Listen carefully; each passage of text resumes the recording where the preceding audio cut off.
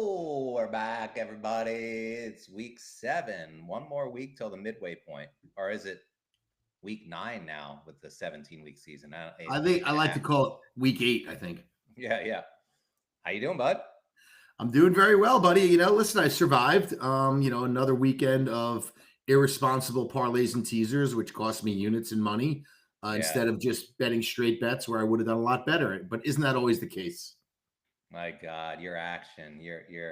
Well, you also were, just listening back to the pod last week. I mean, you had a lot of conviction on your plays, and I'm not surprised that you went heavy on all those parlays, but man, that's not the way Yeah. to that's the way to catch up from, I guess, a deep hole, but that's not the way to victory, I don't think. No, honestly, you've been proven right. I mean, we don't have to mention, the famous meeting you had years ago with the gold leaf. Parlays and teasers. Yeah. That's how the Danny Vegas Sheridan. guys make money. You know, but But anyway, that yeah, being we had a said, good week. have you ever seen the meme that goes around on social media? The difference between teasers and straight bets. No.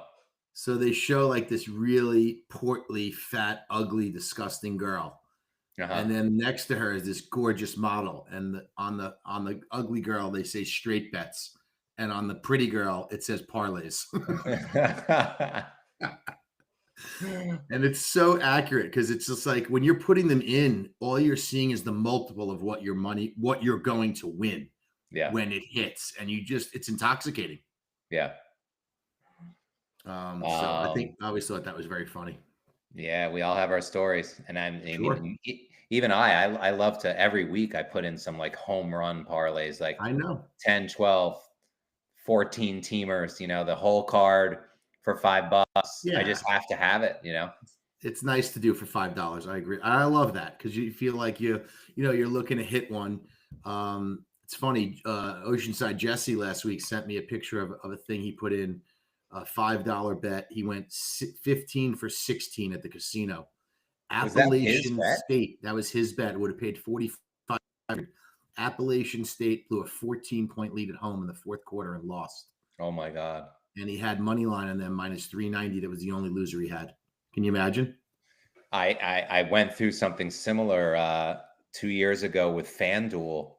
I pretty much put in a bunch of games and a bunch of totals in the second week of the NFL, and Wow. I almost hit for 45,000 also, and it came Oh my down God. to Oh my God. it's what's interesting is that it was the Cleveland Miami game, and Oh. it was the total in that game. And there was so much going on at 1 o'clock that I didn't even know that I was alive to hit it until it was almost too late. So I'm actually glad I didn't know. How isn't there any scoring in Cleveland? But anyway, we had a decent week. We went 3-2, 60%. Which, like you mentioned, we're 7-3 out of our last 10, so we're warming up. I mean, I was so disappointed, and it was also like it felt like it was the Saint game that made our week because 100%. You had so much conviction on Thursday night about Cincinnati. You were dead right about that. We had a rocking chair winner with the Rams. We both agreed on that. That was easy. So it's sort of like we were going into the 1 o'clocks on Sunday 2-0. I know. It just felt like we were going to have an unbelievable week. And I know. When you texted me the injury report on the Raiders that Bowers and Myers weren't playing, my heart sunk.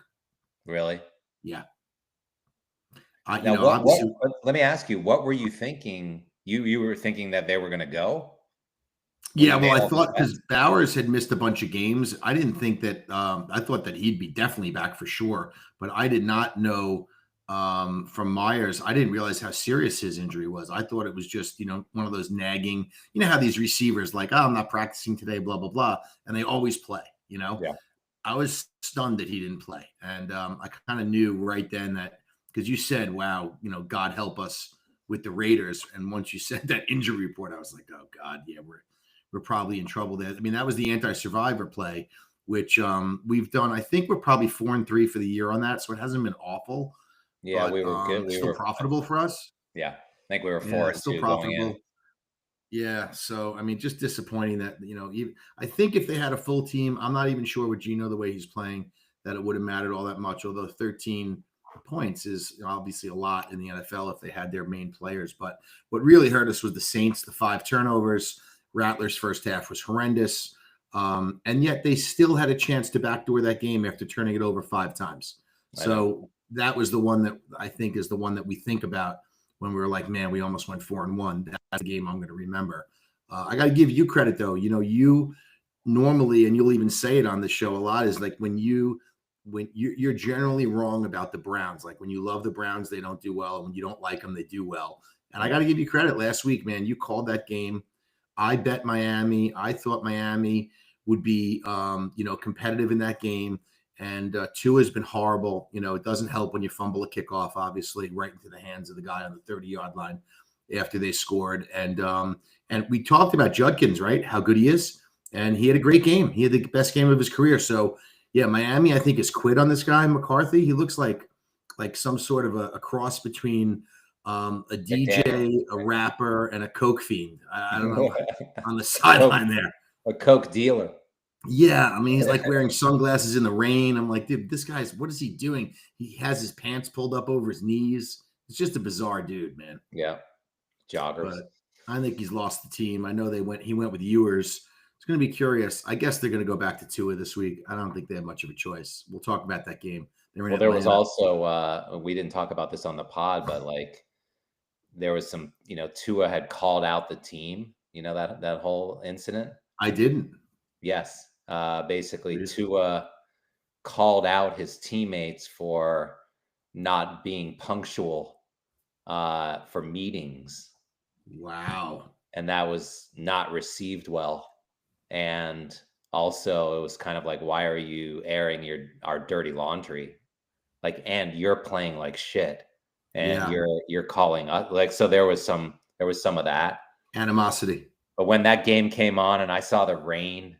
Yeah. And I just was like, we're going to feast on this team right now. Well, you know what? A-Chain, I thought what also killed me in that bet was that Waller was like, he wasn't even really right to be playing to begin with. And then he went out of the game in the first quarter. And I was like, they have nobody left. I mean, they're trying to throw that guy Washington.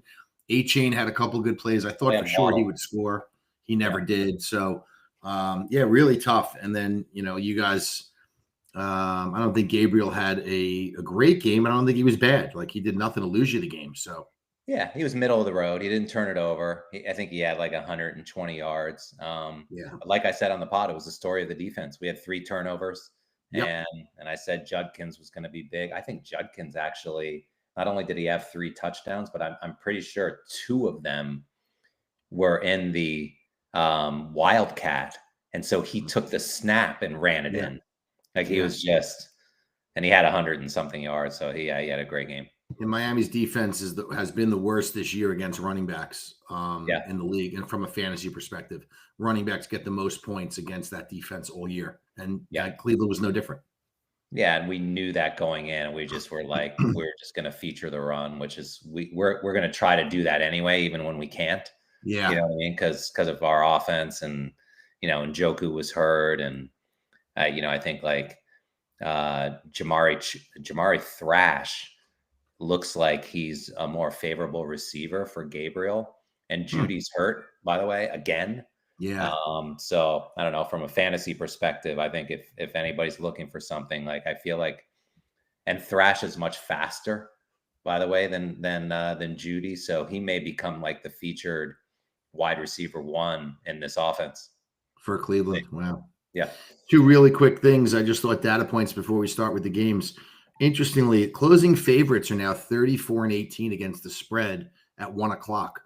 Wow. So for some reason, the favorites are really cashing at the early window. The other thing I thought was interesting is through 7 weeks, the NFC is 26-12 against the spread, 25-13 straight up in its 38 games against the AFC this season. So they hold the decided advantage. There's about 7 or 8 games this week that we'll go through where you're going to see NFC versus AFC matchups. So I don't know if you get a reversion to the mean or if you ride that streak, but it's interesting data point to know. Yeah, that is. All right, let's should we jump into the card for this week? Yeah, I like it. All right. Let's start it off. Thursday night, we got the Minnesota Vikings visiting the Chargers. Line came out at 3, stayed right there. Total was 44.5. I didn't think that I don't, I think that there's a few things going on in this game in my mind. Number one, the Vikings struggled against the Eagles. I watched the game actually with my parents, at least the first half, but I rewatched the second half earlier this week, and I didn't think Wentz played that bad. I don't know. Stat line wasn't great. Yeah, I agree. I think that I was surprised their defense struggled as much as it did against the pass. Yeah. And then the Chargers, I can't really figure out what's going on with the Chargers, but they have really slipped the last 2-3 weeks on both sides of the ball. I don't really know what to make of this game, and I don't have a strong opinion about it. Do you? Well, I'm just going to go with the data once again. First of all, I think that there's no shame in losing to Philadelphia. They're still the Super Bowl champions, right? They're still. Yeah. I know they've had a few struggles and some hiccups, but if they're going to play offense like that and the defense be a little bit better, and I know Minnesota's got a really good weapons. I love Addison. They even got Hawkinson the ball a lot. I mean, so there's no shame in losing to Philadelphia. Right. On the other side of the ball, the Colts, I think, are a lot better than people think. And I think, listen, they went into the Chargers. I had them in a teaser plus 7.5. Didn't even need it. I mean, they dominated that game. So I think the Colts are playing at a high level. What I will say about this Thursday is I'm going to take Minnesota with the points. I'm getting 3 points. I think Wentz has been good in general lately. And interestingly enough, you probably didn't know this. He's going to start the game. McCarthy's out, so it's going to be Wentz again. Wentz is 7-0 straight up on Thursday Night Football in his career. He's 6-1 against the spread, and they're getting 3. Yeah. So I don't see this being either a blowout either way. I think the Chargers have really struggled with the loss of Joe Alt. I talked about it last week. Yep. They're just not able to get things going on the ground the way they were when they had a Marion Hampton who's on IR now, and you still have the kid Vidal, and now Haskins is hurt, who was the guy that was sharing the role with Vidal. So now you got down to one running back, basically. Mm-hmm. I know you had the emergence of Gadsden last week from Syracuse we talked about, who had a really nice game. And obviously they have weapons at wide receiver, but I don't think they can protect, especially against Brian Flores with that scheme, that heavy blitz scheme. I like Minnesota. Yeah. Okay. The other thing is 3 straight weeks on Thursday Night Football, the underdog has won the game outright. The last 3 weeks. That's right. Niners at the Rams, the Giants over the Eagles, and the Bengals over the Steelers. So maybe there's something to the streak continuing with the underdog outright winning the game. But those are all home dogs, right? Yeah. Yes. Let's see. No. The Niners were at the Rams. Okay. Yeah. Again, I don't have a feel for this game. I just kind of feel like the Chargers should be better than they are, and I'm not ready to back them here. And at the same time, I don't love what Minnesota's been doing. And I hear what you're saying about, there's no shame in losing to Philly. That's certainly true. Yeah, they had a game. They had a chance, actually. They were. Yeah, they did. Yeah. They were down by 2, right? Yep. They lost by 6, which I'm not exactly sure how that ended up happening, but they scored another. They scored another touchdown. Philly did. Minnesota had a touchdown reversed on I thought was a great catch by Hawkinson, and they reviewed it for like 5 minutes. Yeah. And came back and said that kind of like when he rolled over on the ball, like even though it was in his hands, the ball hit the ground, but it never moved. And Hawkinson after the game, he goes, I don't understand what the catch rule is anymore. I don't get it. He goes, I made the same catch last year and it counted. And this year I made the same catch and they didn't count it. So, I mean, there is a little bit of strange stuff going on with exactly what does constitute a catch. It's still happening. It's not cut and dry. I think they need to do a better job of clarifying, what they're going to do in those situations. Took a touchdown off the board, changed the game. Yeah. Just looking at these injuries, because I feel like I can kind of understand the struggles that they're having on offense because of what you mentioned about the running back. This is the Chargers. Yes. But defense is what's been surprising me. Has not been great, I guess they got a bunch of injuries here. They've fallen off. I just think that the team is, Obviously, they lost Slater in the preseason. He's an all-pro tackle. Now they lost their other all-pro tackle. And I just think it's tough sledding. You know, the Giants, when their tackle doesn't play, they never win a game. You know what I'm saying? Yeah. So like they're really important pieces. And when you're getting beat off the snap and the quarterback's under siege and you can't run the ball, it's hard. It's hard to win. I know the Browns have been there. I totally. Yeah, I'm gonna go with Wentz again on Thursday night. I'm gonna go with the underdog theme and take the 3. I really like that a lot. All right, let's move to Sunday morning. I don't believe there's no international game. We're done in London until we're going to Spain, I think, on there's a game in Madrid on November 25th or something like that. Wow, that's interesting. Sangria. Yeah. All right, we got Bengals Jets, 6.5 and 44.5. Bengals are favored. Man, do you regret betting me $20 that the Jets would beat Carolina last week? Not really. I said I would take the underdog in that game. I thought it was a coin flip game. Tyrod Taylor had some chances, and he underthrew a couple deep balls. He had guys open, so it was a little upsetting. He threw 2 interceptions, but the Jets just haven't been good. I mean, I thought their defense would be a little bit better than it was. I don't know what the story is with Fields. I mean, I don't know if I heard Woody Johnson sort of give him a backhanded slap this week. I don't know if you saw that, but he's such a buffoon, that Woody Johnson. These Jet fans are so done with him. Yeah. Well, meanwhile, are they done with Justin Fields is the question. Is Tyrod Taylor going to start? I don't know. I don't know the answer to it. I will say in the last 20 years, 0-4 straight up or worse teams who play on the road are actually 57-35 against the spread, 1-0 against the spread already this year. Tennessee did it. So that's 62%. Under Zach Taylor, the Bengals are just 2-6 straight up and against the spread when they're playing at home off a night game. So they haven't been great. And most of those stats are with Burrow. It's very hard this game what's the line? It's heavy, right? Yeah, I think it's my feeling is that it's too many. Yeah, it is, but we can't take the Jets. So I don't know why we're talking about it. But they have a much better defense than I think what Flacco faced last week. No offense to the Steelers, but I couldn't believe how. Well, that's obviously untrue. The Steelers have a way better defense than the Jets. It's not even close. Yeah, way better. It's just they had a short week Thursday night game, and those games, historically have been tough for. We'll see how good Pittsburgh's defense is this Sunday night when they play the Packers.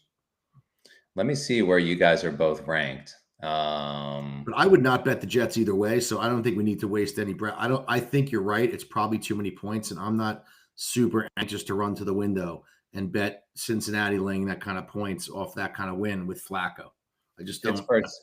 Pittsburgh's defense is ranked 20th. The Jets is 24th. Yeah, that's 20th with the bad game, and they had a bad opening game against the Jets too. But they had been playing much better. Cincinnati's dead last. Yeah, but again, I think with Garrett Wilson and Breece Hall questionable. I mean, I think we only have one more day left, but Wilson didn't practice today, and let me see. Breece Hall did. Breece Hall's fine, I think. He was limited today, so I would need to know. But honestly, I would say if both of those guys are a go, I would back the Jets in the 6.5. I think they can cover that number.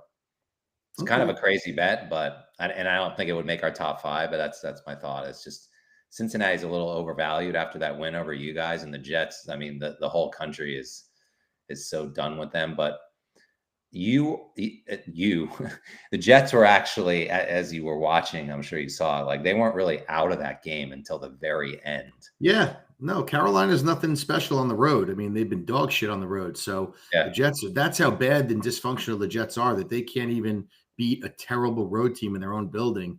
They did knock Bryce Young out of the game. And sure enough, the Red Rocket came in and he made a big completion at the end. And then the time ran out. He moved the chains when he needed to. But you lost me on this. I have zero interest in taking the Jets, kind of maybe ever again. Let's move on. 49ers, Houston. 49ers are getting 1.5. I can't believe Houston's favored. I'm going to check the injury status, but when I saw this line, I immediately fell in love with the 49ers. Total 41.5. I continue to be very bearish on Houston. Nico Collins, I believe, is out. So he's done. And he was like the one bright spot, I felt like, in their offense. Every single snap in that game against Seattle, and granted, Seattle's at home and their defense is very good, but it was just like every snap and every yard they get feels just so much work. And I don't think they're going to be facing, I want to look at some of these injuries, but I don't see this game being that different from the Seattle game, as I think kind of like Seattle, the Rams, and the 49ers are all very, very close. What's the spread? 1.5 the 49ers are getting. Let me just check their injuries. What do you think of this one? Well, so I watched the Houston game, and I got to say, Stroud is under a lot of pressure. I mean, I thought that the offensive line was overwhelmed in this game for Houston for a lot of it. I thought that he had a lot of success on these short check down throws to Dalton Schultz. Nobody seemed to be able to cover that guy. He picked up a lot of yards for them, and Nico Collins was basically double covered and bracketed the whole night and didn't really help himself by making any catches either. But somehow Woody Marks got in the end zone late. That was enough for the Texans to cover in the teaser +9. But the game was closer, I thought, than the score. Honestly, I mean, I love the Texans defense.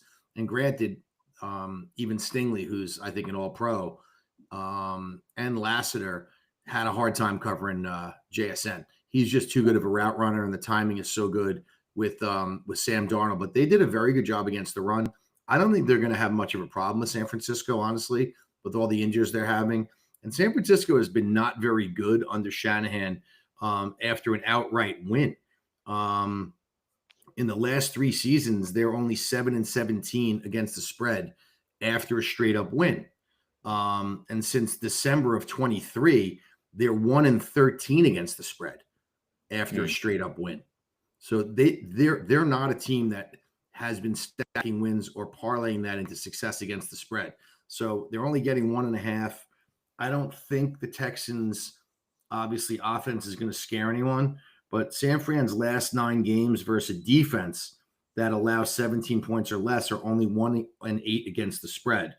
And on the road, they've lost 5 straight times. So is that right? I'm just not with you on San Francisco. They're not healthy. They don't have Purdy. They don't have their receivers. Kittle looked a little out of sorts last week to me. I'm not rushing to take Houston, but I think it'll be good for Houston to come home. And I think they'll do enough to get this win. This isn't the San Fran team that we all think it is and want it to be. I don't see that. Look at San Francisco right now and see a 5-2 team. I think they're way overvalued. Okay. We disagree. And I get you that they're a different team on the road, and I understand that, but they're just one last thing on that. There's a huge coaching advantage, I feel like, also in this game for Shanahan over DeMeco Ryans. They know how to win games. And if this game is close at the end, I just have no doubt that the 49ers are going to win. They'll use McCaffrey to get themselves in a position to either kick the winning field goal, and getting 1.5. I love it. I'll take it. All right. Let's move on to Bears Ravens. This came out at 6. It went to 7. It got back at 6.5. Went back to 7. Total is 49.5. Bears Ravens. Okay, here it is. I know Lamar. I believe Lamar and Lamar's back. Lamar's back. Okay. This feels like a lot, doesn't it? Again, these 7 points, 6.5 lines, and it's 6.5. Yeah, it does feel. It does. Okay. So Roquan's back. Lamar's back. They got the key pieces, and I think they already had the other sort of members of the defense.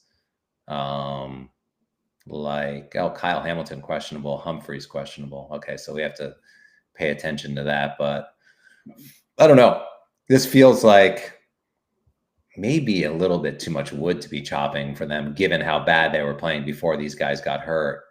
And I have to say, as much as I can't stand the Bears, this is hard for me to say, but they're actually pretty good. They can score, and I hate the way they, like, Caleb Williams just seems like such a loose cannon, and yet he's a loose cannon who like scores. Like, he gets the job done, and he's like sprinting out of the pocket, and things are so unsettled. And yet he's finding receivers or runs for first down himself. You know, DJ Moore. Like, I don't know. They find a way. I don't know. I probably would pass on this one. I feel like it's too many points to be laying. That's kind of like my gut on this. But man, I just, even last week, I backing Chicago. I haven't had success doing it, and I don't like doing it. And I know they're basically a team that's in the top 15 of the league. I get it. And they've won 4 straight. They're finding a way. But I don't like them. I don't like the way they play. Yeah. What do you think?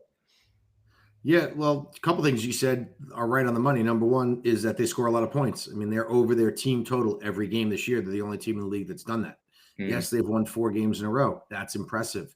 You got to give them, you got to give them props. They have a lot of weapons on offense. The thing here is, obviously Baltimore needed the rest. They're 1-5. I mean, nothing says desperation in a season like 1-5. Lamar's back.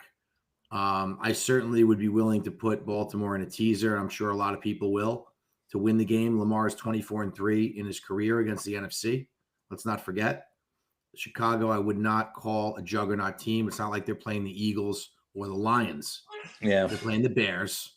The Bears are kind of, I think, because of this streak, I think they're being viewed in a light that is probably shining a little bit too bright on them. I don't necessarily, they caught Jaden Daniels in that night game, coming off the knee for the first game. They caught the Saints last week at home. The Saints turned it over 5 times and still had a chance to backdoor them. I'd be kind of surprised. Like, it would not shock me if Baltimore put the wood on Chicago a little bit here. It would not surprise me if Lamar is really good, if Andrews is really good, if Derrick Henry gets in the end zone, if Zay Flowers gets in the end zone, Isaiah Likely. Like, if they just finally break out of all this, maybe the week off is what Baltimore needed. So I would not take the Bears here. If you don't want to lay the points, I understand. But if you do, I would take Baltimore. You know what? I think I'm starting to like what you just said, and especially the part about their record. I mean, they need to win so badly, and so bad. Lamar must have been stewing. Same with Roquan Smith. I mean, I could just see them absolutely destroying these guys, and I believe the Bears are overrated. And as I just said, I can't stand the way they play.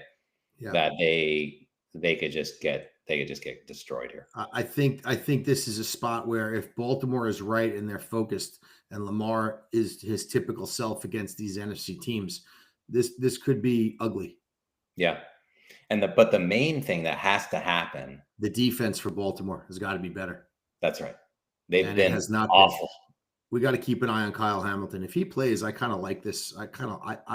If he plays, I'm okay with laying the 6.5. I think I really am, because Roquan is back. Let's check. Let's keep that at top of mind. By the way, did you see the play when Caleb Williams fumbled the snap on the 2-yard line? Yes. And they called false start. And of course. I mean, that was sickening. Like, the fact that they got bailed out by that and were able to kick a field goal. And by the way, that ended up being one of the reasons they covered. I mean, it was like, and that was why I rewatched that game. I just had to see it. It was like 21-16. Yeah. Like, for almost the entire second half. And then that made it 24-16 or whatever. Because Olave had the 2 touchdowns, right? Olave had the 2 touchdowns. Yeah, but all that happened like well before in the third quarter. Yeah. Yeah. And all of a sudden there was no scoring, like, for for forever. And I don't think there was any scoring at the end at all. We were so close to covering that game. Son of a Yeah. bitch. One thing more about the Bears is, the penalties, like you mentioned about them, that with the Bears is a recurring type of thing. They've had 6 or more penalties in all 6 of their games. They're tied for the league lead in false starts, and they Yep. lead the league in roughing the passer calls. Yep. So that stuff eventually will come back to haunt you. Like, nothing's worse than that roughing the passer call. Like when you stop them on a third and whatever, and all of a sudden you give them a free first down. I mean, like, if you're going to do that regularly, that's a recipe for losing games. So 100%. if they start doing that on the road, which I would hope that the Baltimore would be focused and prepared and ready to play a good football game. I mean, they have to be. Otherwise, their season is literally over. I know. I like it. I think it's a great buy low spot on them. And I think you're right. Let's just watch Hamilton and Humphrey. And if they're good to go, we should. And the spreads for the contest lock tomorrow at 12. So, we may get the 6.5. And if we do, I love it. Great. Yeah, me too. Okay, good. Okay. Let's move on to Miami, Atlanta. Again, 7 points. Now it went to 7.5 today. Came out at 7, saw 7.5, came right back with Miami money, 44.5. I was extremely disappointed in Penix, the way that he played in that San Francisco game. Horrible. I bet them. I mean, their defense is great, but man, their offense is going to really struggle, I think, against a good defense. And I don't think that's this game. Like, I actually kind of like Atlanta. Miami's defense sucks. But big picture, man, I learned a lot about Penix in that game. And man, he's got so much to learn about throwing the football. Does he understand when a guy is on the sideline that he has to put it on him? I lost count of how many times he rolled out, and he's left-handed, and there was one of his receivers was on the sideline ready to make a catch in position. Yeah. And he threw the ball out of bounds. Yeah. I mean, and I think maybe he's got to be taught that you stop there and plant your feet and throw it. Like, he's not good enough, and nobody is, to completely. He's throwing on the run. Yeah. Throwing at full speed, running to your left. He looked so awful. And on top of that, he was throwing balls in the dirt. I mean, he sucked. How about what he did before the half? He didn't leave the tackle box and threw it away, and it was a 10-second runoff. We didn't even get the field goal. I know. I mean, it's unacceptable. Unacceptable. That was dumb. That was just pure, like, a lack of awareness. And I felt like there was a lot of lack of awareness for him in that game. I'll tell you. There was, and I got to say, I thought Atlanta's defense played hard. They probably deserved a better fate. I mean, McCaffrey, I know, had the touchdowns, but those were hard-earned runs, and they only gave up 20 points. They scored 10. So I was getting 8.5 in a teaser. The whole game, I thought I was going to cover. Literally the whole game. Even on the last drive, I'm like, all we need here is to get into field goal range, because even this idiot coach knows the math that you kick the field goal, you make it a 7-point game, and you get the onside kick. That's right. And we couldn't even get to that. I know. We couldn't even get to that. I know. And San Francisco's defense, granted, they're very good at home, but they're not that good that they should be shutting down Atlanta with all those fucking weapons. You know what I mean? And I also think, like, Raheem Morris was not coaching a good game. Like, some of the calls I thought were really questionable. The play calling going on was like, Bijan Robinson, and he's so dynamic. There's so many different things you can do with him. Just look at what Shanahan is doing with McCaffrey. Yeah. He's using him in so many different ways. And by the way, I was going up against McCaffrey in our fantasy league, and I had Bijan and McCaffrey when he squeezed it in the end. That was just put it over the edge, and we were neck and neck in that game. And I had Kittle, and he got 0. But man, there were some coaching issues there. Big picture, I'm down on Atlanta. I downgrade them after that game, but this game, they should be able to handle Miami, no problem. I like Atlanta in this game. I mean, they're going to run. Bijan and Algier are going to have big games. Miami can't stop the run. Yeah. Also, the Dolphins, after now you're saying that meeting that Tua had or whatever, they were horrible last week. Yeah. Absolutely horrible. I mean, they had 11 penalties, 0 for 2 in the red zone, 1 of 13 on third down against the Browns. A lot of that has to do with the Browns defense, but also, and maybe the weather, but like 1 for 13 on third down. Yeah. I mean, that's fucking horrifying. You got to at least be 33%, at least, to have a chance. On the road or a neutral site, Tua is only 13-21 straight up. He's 1-9 straight up in his last 10 starts on the road. Now, I know 7.5 seems like a lot, but Atlanta plays really well at home. Their defense is going to be really ferocious, similar to what the Browns did to Tua. And I just think Miami's quit. Like Miami is a team that to me is quit. So I like Atlanta. Okay. We like Atlanta. Let's move on. Buffalo, Carolina, hot Carolina, another 7-point road dog. No Bryce Young this week. He's hurt. It's going to be the Red Rocket. Yeah. Well, is that official? Let me just see. That's why the line is what it is, right? Isn't it a big line? It says doubtful. Yeah. Isn't it a big line? It's got an ankle. I think this one's pretty easy for me. Buffalo has been underwhelming, obviously. They've lost 2 straight games. But Josh Allen specifically, when he's lost 2 straight games, Jack, he's 9-1 straight up, 6-3-1 against the spread in his next game. And the Bills have played on the road in Carolina 3 times in their franchise history. They're 3-0 against the spread in those games, including covering their last 4 games overall against the Panthers. So they just play well in this spot. And Josh Allen, I think that Carolina, coming in and beating the Jets on the road and getting a road win, fine. I know they play better at home and Bryce Young's better at home, but I got to believe Josh Allen, they're going to put up 4, maybe 5 touchdowns in this game. I like Buffalo. Me too, especially if basically, is it going to be that's Andy Dalton, right? Yeah, it's going to be Andy. He's awful. Listen, I think Carolina will get some points here. I mean, Dalton knows what he's doing. They do have 2 good receivers in McMillan, and the kid Leggett last week came alive a little bit. And they get a little bit out of Hubbard, and they got Dowdle. I definitely do think, but I just got to believe that Buffalo is going to be focused and ready. This is a spot where they've won him before. They beat Carolina all the time. Josh Allen to be this good off 2 straight losses, that record is undeniable. I'm going to take a shot that he's going to cover the spread too. I think they should win this game by 10 or more points in my estimation. I tend to agree, and again, I think if it was Bryce, I wouldn't feel this way. Bryce would be better because he does play better at home, and I get that he's been making progress. Listen, Carolina's a 4-3 team off an 0-3 start. You got to give him some credit. Oh, I give him a lot of credit, and he's a leader in the huddle, and he's like and the coach. You got to give the credit a little bit of credit to the coach because he kept this thing together. And that's a lot different than what went on in Tennessee. It's certainly a lot different than what's going on with the Jets.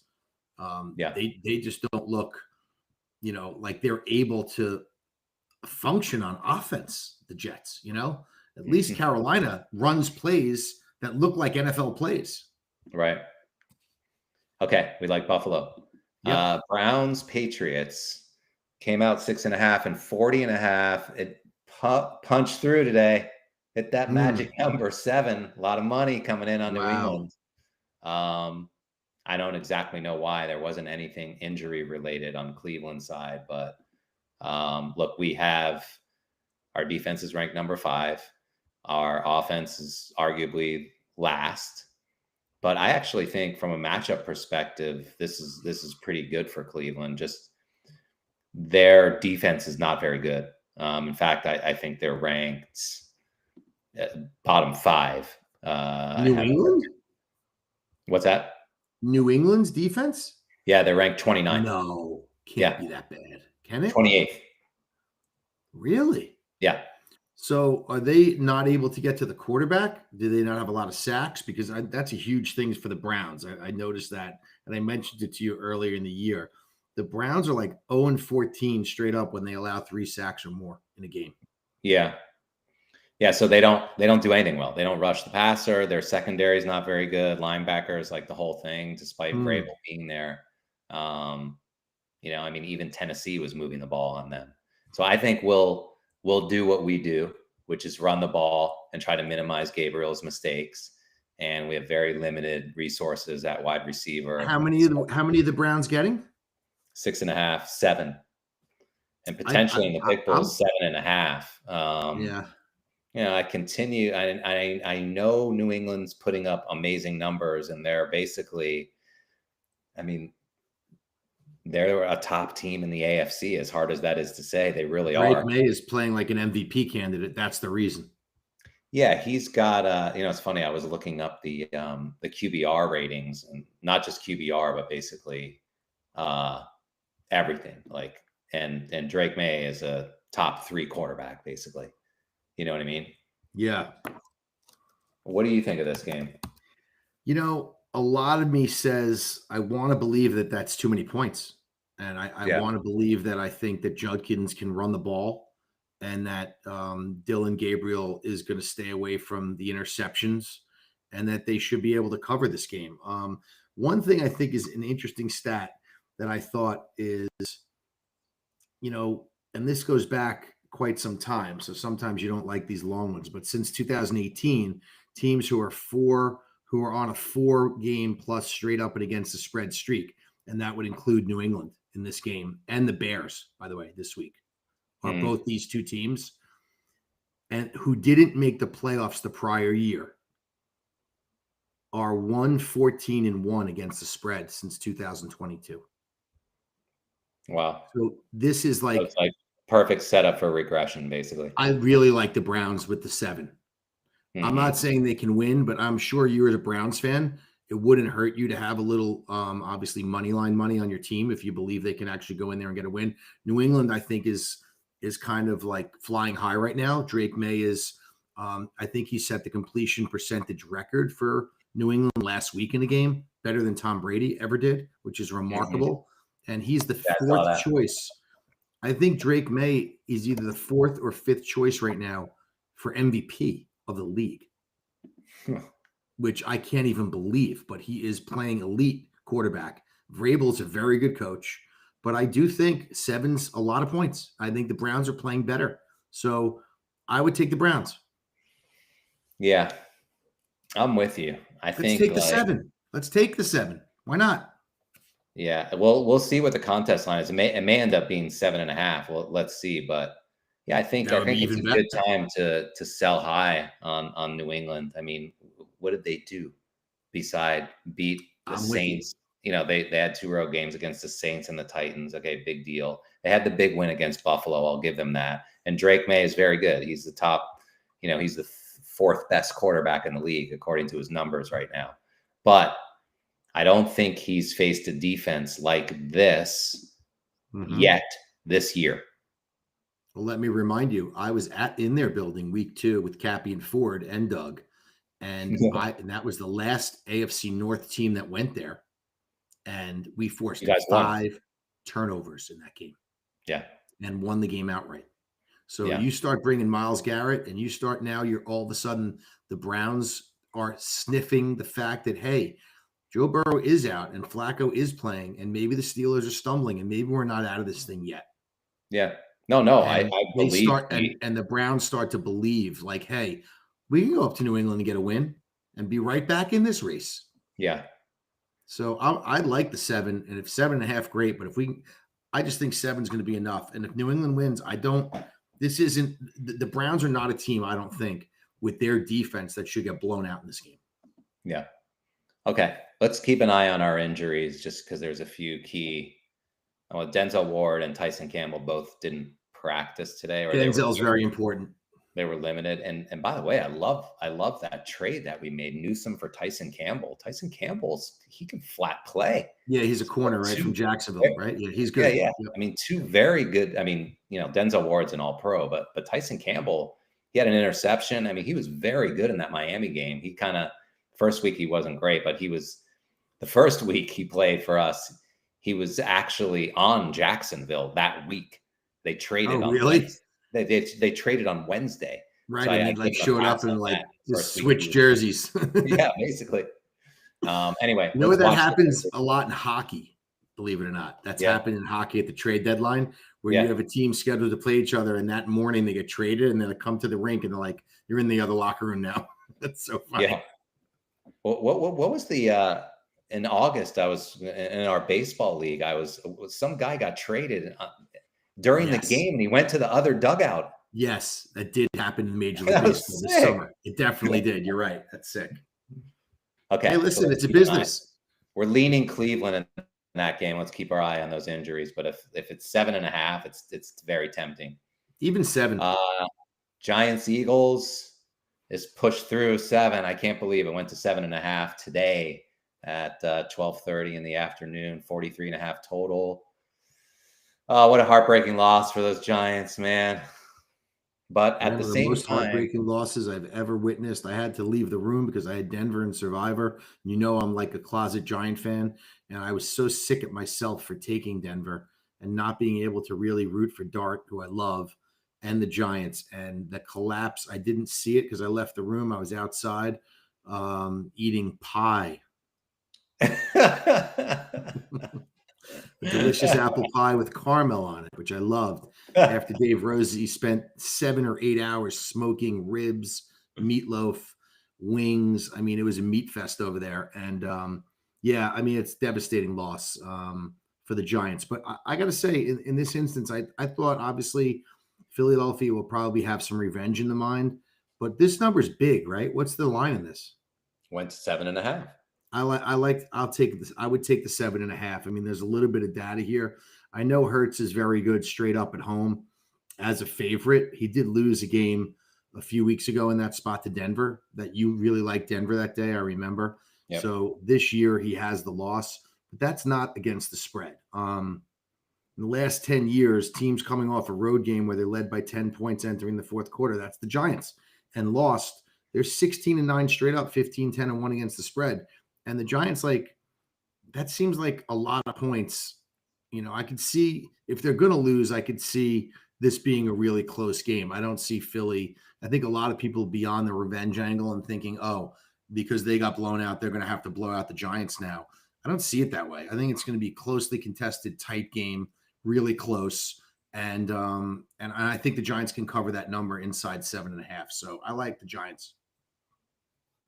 Yeah, I'm kind of with you. I think that they'll respond well to that. I mean, I know that was a devastating loss, but the thing about the Giants, where it's like, this is not like, I don't know, like the Eagles or the Chiefs losing a game like that. It's like the Giants are a young team.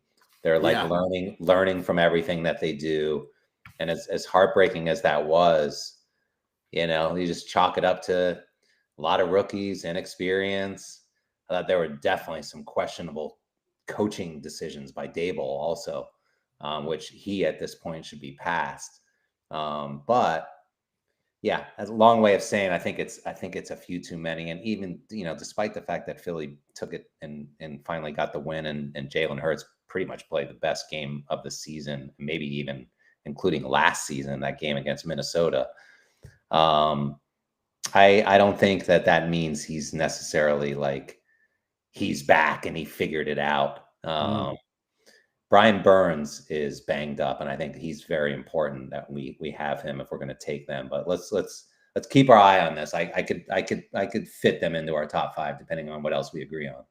Yeah, I would be surprised. Like, I was obviously surprised the Giants blew them out the way they did. Philly, normally you don't see them when they lose. You don't normally see them get boat raced like the way they did that night. So I just think the Giants might have some confidence there, and I know they're going to try and take their first punch, and I think they'll be able to do it and keep it within that number. So I would take that. I would take the points. Okay, let's move on to Bucks Saints. 405 window. This is the biggest line move of the week. This came out. I mean, we got this line on the 20th, so that was Monday. It was 6.5. So there's been nothing but Saint money from the minute this line came out. I don't know if that's because of Mike Evans' injury or because of the way Baker played on Monday night. Immediately people start betting the Saints, but 4.5 now, 46.5. You willing to give the Saints a pass on their shitty performance against the Bears, or what do you think of this one? I think Baker's got really, really strong history against the Saints. I mean, the two games that he's played against the Saints, the Bucs have outscored them 78-46, and that's Baker versus Rattler. Yeah. So I know they had a very tough offensive outing last week. They only scored 9 points. This one I have as a skip, honestly, but if I had to bet it, I would have to take Tampa in a bounce back. Rattler is 0-6 against the spread as a home underdog. As an underdog of under 10 points, he's 0-9 against the spread in his career as a starter, failing to cover the spread by 11.5 points. So, gun to my head, as long as Igbukwa's playing, Cade Otton's playing, they have a chance to get Godwin back, I think. I know today they said Bucky Irving was not playing, and maybe that's why some of that line move came down. They're on their backup running backs. So that I think would be Rashid White and maybe Sean Tucker.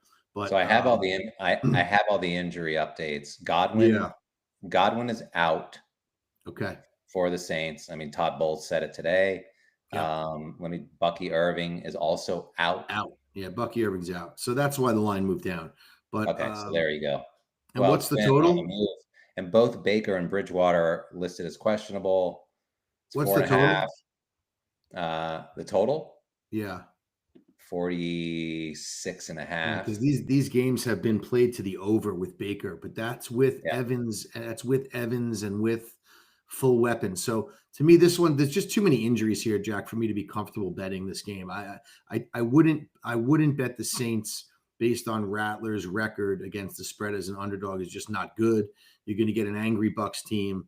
Baker, I think, rarely in a off a loss. Do you really want to be betting against Baker Mayfield off a loss? I don't.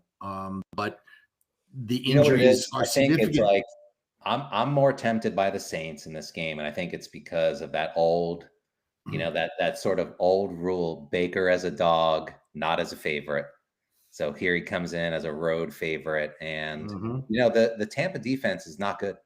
It's bottom half, and I'm just looking here. Winfield questionable, Hassan Reddick and Levante David both either doubtful or questionable. You throw in the fact that they lost Evans and Igbukwa and Godwin out and Bucky. I mean, they just have Ibuka's in. Ibuka's playing. Yeah, he's questionable though, but I agree he'll play. The bottom line is I think the Saints are going to score in this game, and clearly, their defense is terrible. So Tampa's going to score. So I probably like your over call, maybe more than anything else. Yeah. But if you forced me to make a pick here, I think I would go with the home dog. I like Saints. Saints are going to be one of those teams this year that's this is a game. My gut just says Cello avoid the game. The injuries, I cannot with confidence bet. I want to bet Tampa. Here's a spot. I'll tell you. Todd Bowles on the road in a bounce back spot. His teams are 3-17 straight up. Okay. So I just feel like the Saints are going to be that team this year. That's like, they're going to go like 5-12 and be 11-6 against the spread. They could be right. I mean, I'm hoping we have 3 games we like already. Let's see if we can find another 2. And not have to worry about the Saints Tampa game would be really nice. This game coming up, I really have a strong opinion about. Okay, let's move on. Titans Colts. Came 12.5, went immediately to 14, and I'm pretty sure that's because of what's his face? Calvin Ridley, his status, but it's questionable. I already put the Colts in my survivor pool because I haven't used them yet. Everyone's going to take the Colts this week, which means we're going to be on Tennessee as part of our anti-survivor pick, which I'm fine with. Listen, it's I want to adjust that. I said that to you on the text string. I don't think we necessarily have to take the biggest survivor play, which gives us more flexibility. We just have to go against one of the top survivor plays. So I don't want to just blindly follow the sheep like we did last week with the Raiders. Like I kind of feel like on Sunday morning when we saw that news, about Bowers and Kobe Myers that we should have been able to pull an audible and just be like, you know what? We like Arizona instead. Everyone's gonna be on the Packers also. Like, maybe it would have been Tennessee, which also they ended up losing. But I'm just saying, there's always 3 or 4 big survivor plays. We just have to pick one. That's true. There definitely are. There's no question about it. Sorry, what were you gonna say? I just think in this game, like obviously we know the Titans are. I have this game as a skip because you can't trust the Titans or the Jets with any bet. I mean, I'm sorry, they're not bettable. Yeah, they're so bad against the spread. I know they fired the coach. I think they're going to play better this week, but thinking and gambling, it just gets you into trouble. I will say the last time the Colts is by far the worst quarterback in the league. Yeah, I would say this: the last time the Colts were a 14-point favorite in any game was Week 18 of the 2021 season when they needed to win at Jacksonville to get into the playoffs. And I had a bet on the Colts that day, and they lost the game outright, 26-11. So the whole nation's going to be on them. I know and they're playing great, great football. Daniel Jones, Jonathan Taylor, these are 2 MVP candidates. I mean, say what you want, but I'd be a little bit nervous only because it's a division game, and weird shit happens in division games sometimes. So I'm not going to say I'm betting the Titans. They're not bettable, but I will not lay that points with the Colts. No. Okay. Let's move on. It's not if the Colts are going to win this game. It's just by how much, right? By how many, right? Dallas, Denver came out at 3 immediately. Well, not immediately. Yeah, pretty much immediately. Same day went to 3.5. That's where it stayed. 50.5. Dallas is the number one, not number one offense in the league, but they're damn close. And Dak Prescott is the number 1 rated, quarterback according to QBR.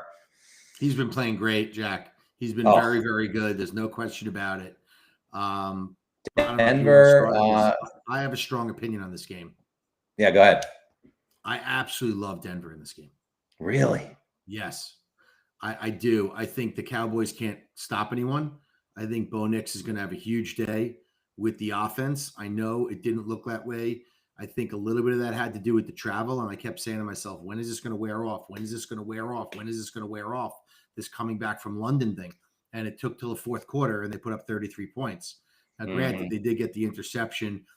Denver has been a house of horrors for Dallas. Dallas has not won a game there in 30 years. Wow. They're 0-7 straight up, 2-5 against the spread. The last time Dallas won, it was in 1995, Aikman versus John Elway. That's how long ago it's been since Dallas has won a game in Denver. As a favorite, Bo Nix is 12-1.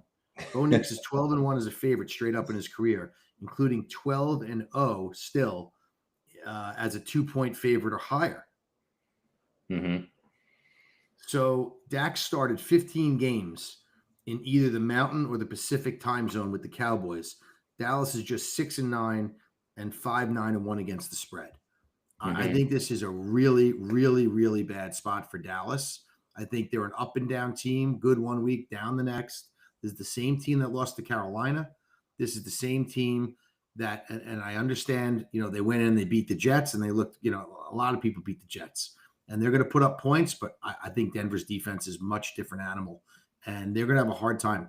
It's not going to be, I think Denver is going to be able to outscore them, and I think their defense with the pressure packages is going to be a lot for Dak.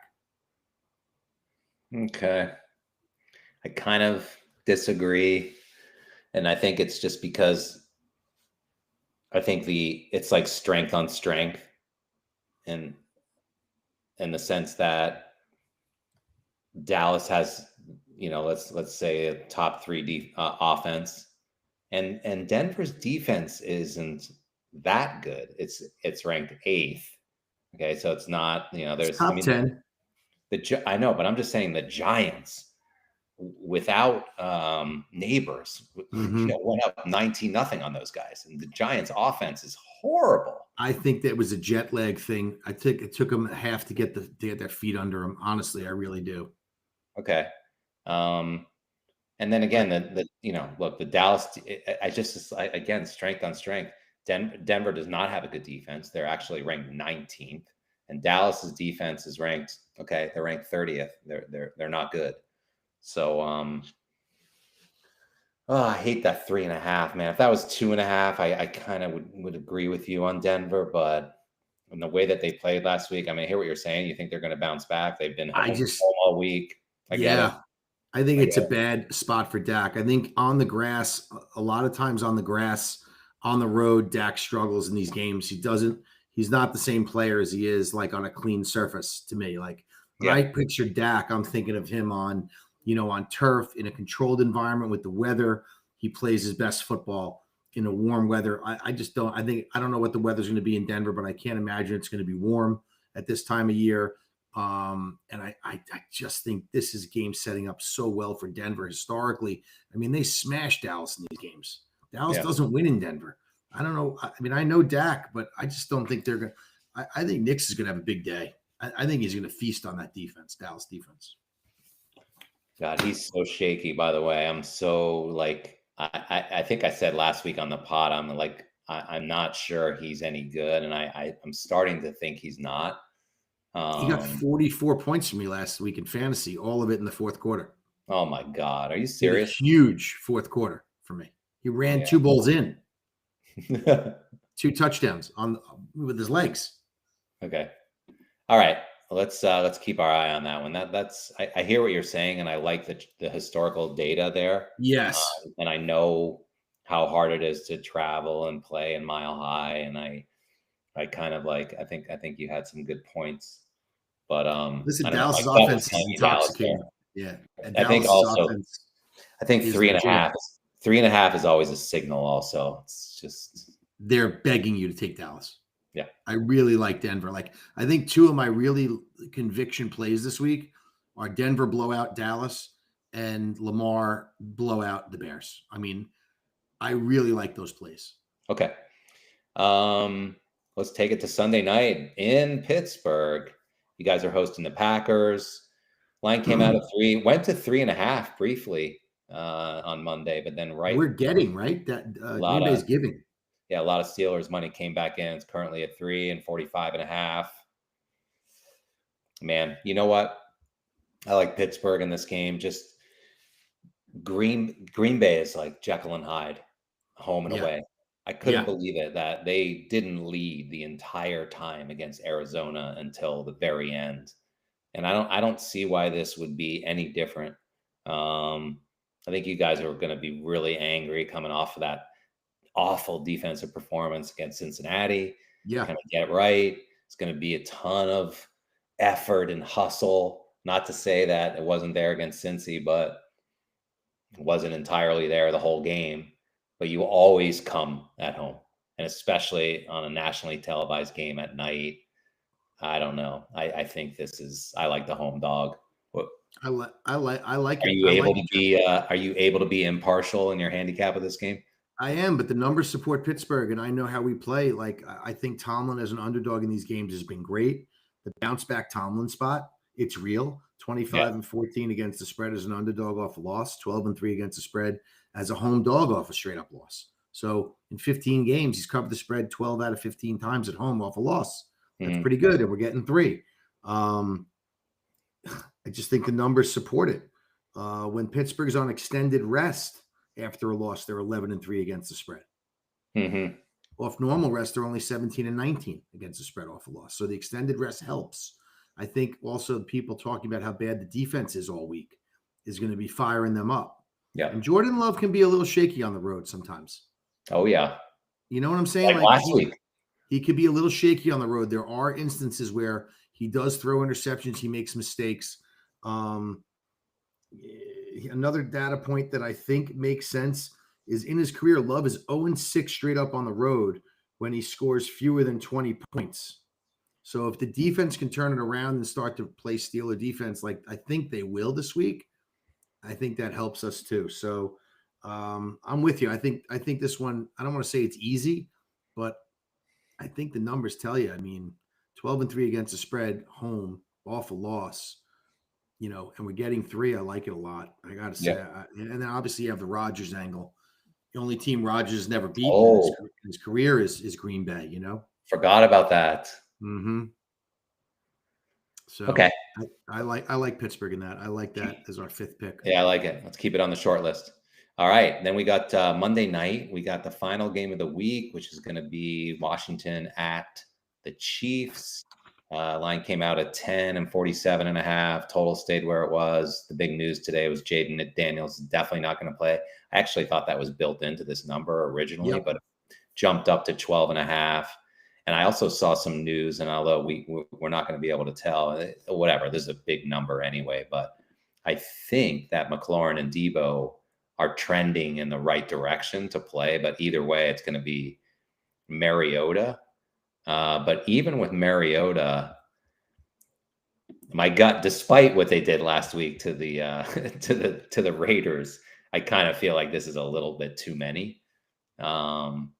But I don't know. I'm not going to bet against the Chiefs. What do you think? Are we getting? Is it 12.5 or is it 10.5? It's 12.5. I think we have to take the points. Really?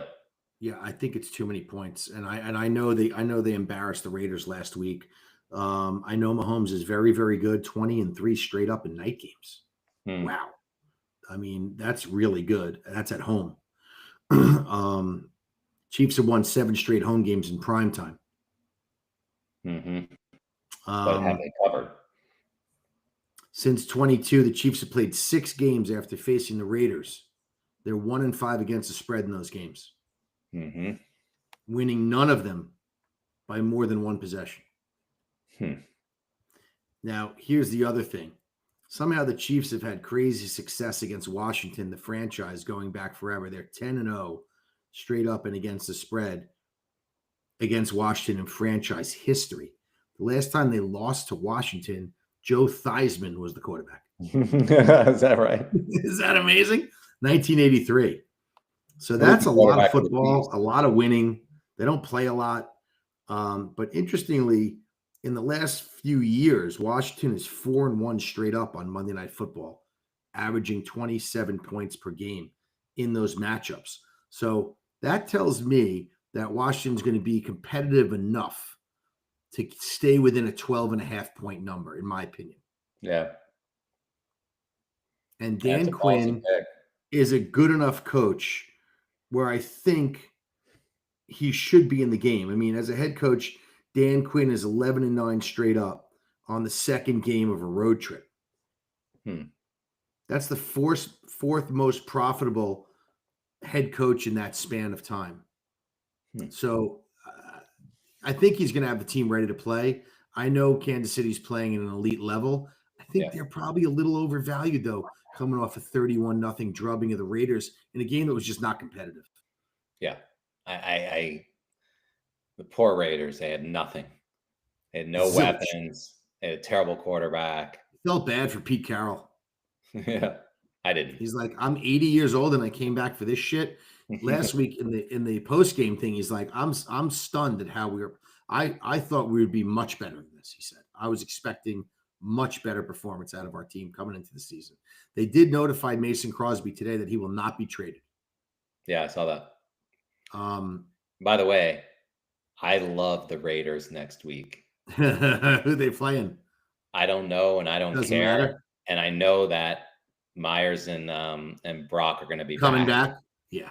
And after that performance and the bye and those two guys coming back, they're going to be and the market absolutely hating them after what they did with the Chiefs. Like, it's going to be, if you want to buy low on the Raiders, you're never going to have a better chance than next week. Do you think actually I have the line. We got the lines. I took them off the board, but let me just see. Was that November 2nd? But do you think Mariota can keep Washington in this game, or do you think they're just going to? You do? Yeah, I do the same way. I couldn't talk you into betting Washington when they were playing. They were at home that day. This is a different animal. Yeah, but this is in Arrowhead at night. I mean, this is a really tough. No. There was a game earlier in the season where it was I called it the Triple Witch. Yeah. Sorry, the Widowmaker. Yeah, it was a Was it game Denver where Washington was at home against and Denver? Daniels was out and Mariota started the game. Right, but who was that against? I don't I remember. think It wasn't the Bear. It wasn't the Bears. I think it was Denver, Hmm. and they blew the doors off of them, and it was Mariota the whole game Hmm. with the weapons, of course. But yeah, I do think that they can do it. All Hold on. right. So listen, if we need a fifth game, I'm okay with taking the points 12.5 and taking a shot. Oh my God. I have the lines, by the way. We got them at wantomakeabet.com. I took them off the board. The Raiders are getting 3 from the Jags next Sunday. And they're both coming off a bye. Wow. Yeah, but Trevor Lawrence, did you see how bad he played in London? Against the Rams, yeah. Oh, we had the Rams. Sure did. Do you know that he had like a negative EPA of like 7 and he didn't even throw an interception? That's how bad he was. Oh my God. He was so bad. I couldn't believe it. He couldn't complete a pass. Yeah, the Jags I thought were overrated to begin with going into that game. I love the Rams in that game, and the data supported it. But so far this week, it looks like we're probably narrowing in on 5 or 6 games. So there's some games we like. Yep. All right. We'll sharpen our pencils and we'll watch these injuries and we'll release them either Saturday night or Sunday morning. We'll be together. When do we get the injection of fresh units? After week 8. So that's Tuesday morning. No. This is week 7. This is week 8. No, this is week 8. It is? This is week 8. Oh, okay. So it's Tuesday morning. Okay. Wow. Okay, that's something to look forward to. That's like Christmas morning, man. You need a team when you wake up and your team no longer is at 0 and you see those fresh units, man. It's like that's like getting a fucking bike at Christmas when you're a kid, dude. It's the greatest thing ever.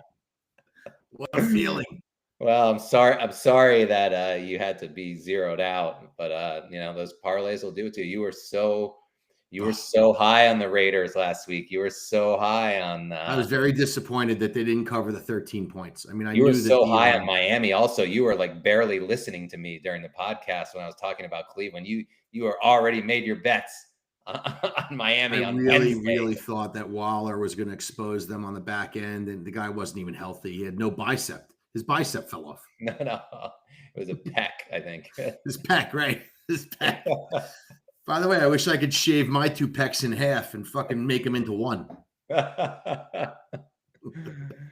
All right, everybody. Thanks. Anytime I wear a sweater that's too tight, my wife's like, "You can't wear those. All I see are your tits." By the way, bring that Browns like sweater to this weekend. So I'm going to bring it to Gerard's for you. I already have it in the car. Okay. Done. All right, everybody. Thank you for coming and listening. Our listenership is at an all-time high. Maybe it's because of our picks. Maybe just because you guys like us, but we appreciate seeing the increase in viewership and listening. And we'll keep trying to stay hot. We were 10. We really do. Listen, 7-3 is not, against the spread this year. It's been really hard for public bettors. I know I've said that 3 straight podcasts, but it's the worst year through 7 weeks in the history of the last 23 years for favorites and for the public gambling. So for us to be 7-3 in the last 10, let's hope we can go 3-2 or 4-1 or better and keep building, because it's valuable information.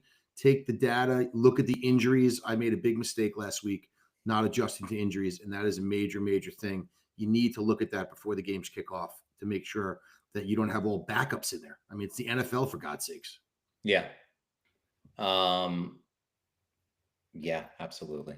I mean, the injuries, you have to start that stuff early. Like, I think where we can really like add value is if you bring the data to the table, and I have access to the injury information. I'm getting it from RotoWire. But I love that RotoWire is great. And the way that they lay it out, it's so awesome. I want to I wonder if I can share my screen with everybody so they can see it. Yeah, let me just do that real quick.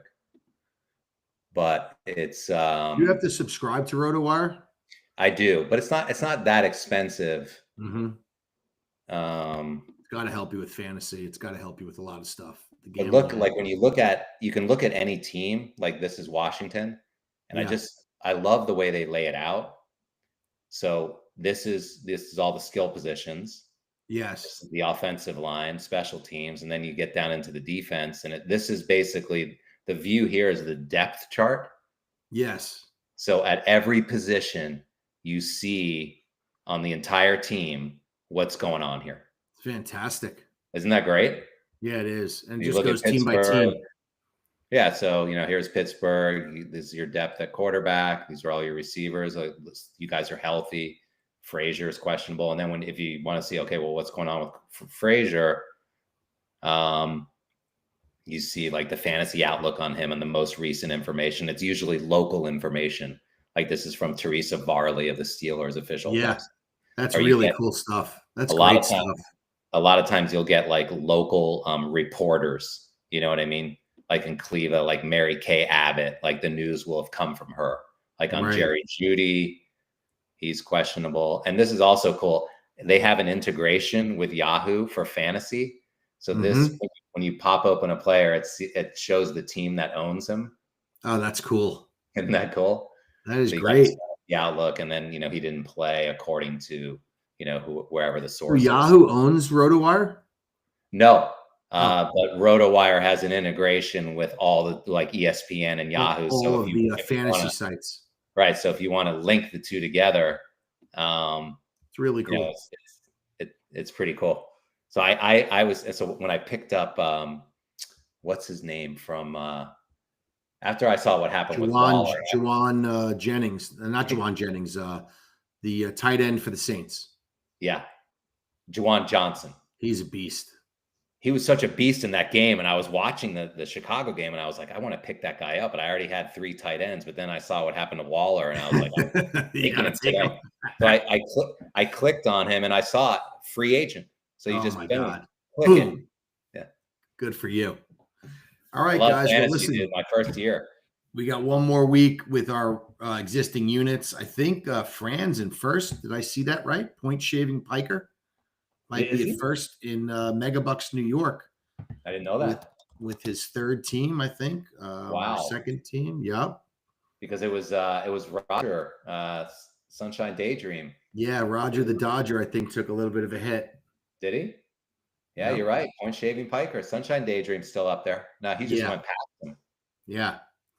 All right. Well, guys, good luck with your selections. I'm looking forward to trying to avoid teasers and parlays this week and heed the advice of my esteemed colleague and to stop being a greedy idiot. All right, everyone. Good luck this weekend. We'll see you next week. You got it. All right, guys.